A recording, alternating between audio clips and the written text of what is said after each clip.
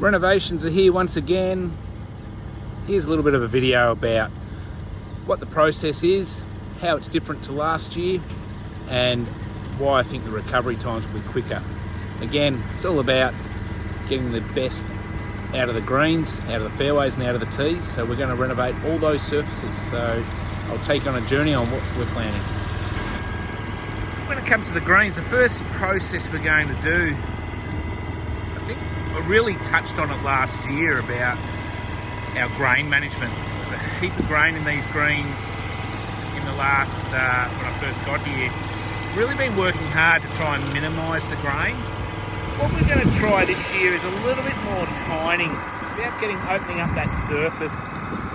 So as you can see here, this machine's just taking a really small plug or core. You can see that that's opening it up the surface. So plans are that this machine will go over the greens 2 or 3 times. So moving away from that grooming that we've done, that heavy grooming we did last year. This opening up is all about just getting air and fresh sand down there. So once we've done this process, we then brush mow until we kind of start to pick that leaf, that surface leaf up. So once we get the surface to where we want it, thinned out a little bit, aerated, we then start to put the sand on. And that's really the process for the greens this year. We will put the Air 2 G2 over the greens as well, so that'll give us that deep penetrating air. But at this stage, there's no major disruption to the surface other than what you're seeing here on this green. Following the green aeration, just with the mini tines, we're actually going to do a core of the collars. This is that zoysia / cooch area. It gets quite soft and spongy, so we're actually going to also aerate this and tine that just to try and get some sand, firm it up, allow drying, just to make it react a little bit more like the green itself. You want that when you're playing into a green to have the ball respond similarly if it only misses the greens by a couple of metres versus the green itself. So we're just concentrating a little bit more on collars, making sure that we're getting the thatch on top of those, out of those areas, and also the sand into them.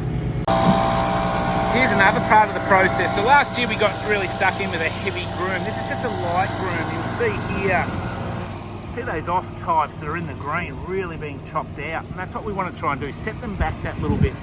As you can see, certainly not as aggressive as what we were last year. And as you can see, quite a bit of activity as well. So not are we only doing greens, we're doing tees, fairways, and surround. So we're doing the whole course. All playing surfaces are getting some sort of work this week. Even the new turf gets a core, an aerate top dress this time of the year.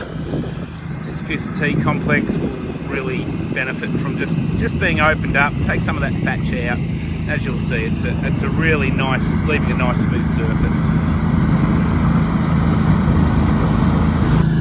Aside from just the greens, the tees are also going to be aerated, so we're going to give them a larger tine. This is a hollow core, so we see the cores on the surface there. These will then be rubbed in, so we actually rub the cores, let them dry, and the sand drops off them. And then the chaff or the thatch on top, that then is picked up and dispersed. We'll then give them a heavy top dress, and that'll help fill divots, aerate, get some decent sand on them, and also just get them ready for the summer ahead. It's quite a process we've got going on. Here's the raking taking place. Quite a quick process in the sense that this moves, the faster it goes, the more effective it is. You see the rakes there, sanding up the grass, pulling the chaff to the surface. And that's what this is all about. Following that process, we then put the mowing equipment across. As you can see here, mower's spewing out a lot of grass clips, so this scalps it down. We've got this mower set as low as we can get it, which is, for this process, 5mm. That 5mm cut is an actual scalping it off, so that all that grass that's been stood up now gets scalped down. So you can see it's quite smooth and scalped. We'll rake these at least twice, possibly 3 times, and this mower will go over it the same amount, if not more. For summer, that'll be the reset for the summer, stimulate some new growth and really just set us up for the rest of the season. See the tractor mount blower now, really cleaning up the surfaces. It's a really important part of the process to get as much of that debris, chaff and thatch off the surfaces. So we'll blow this into windrows and then rake that up. So this is all part of that process. So many have probably asked why we need the time to do this, the 4 days. Well, this is just part of the process that we have to go through on not only our 18 holes, but all 21 holes, plus our practice greens and putting greens as well. So it's all part of that process. We sweep up as much chaff as we can here. We've got the sweeper going. It picks up a lot of that loose debris. So we're not keeping it on the playing surface, not putting it in the rough. We're just trying to take it off site. So you'll see that sweepers underneath just flicking up that excess clipping that we've taken off.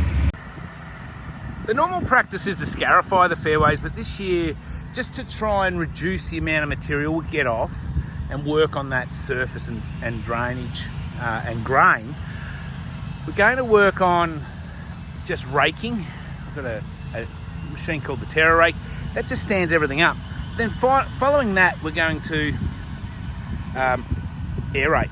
That'll be coring. You can see here it's been cleaned up, so you can see the surface that we'll finish with on the fairways, and that'll be the finished surface pretty much before we then start to mow and get the surfaces back ready for play.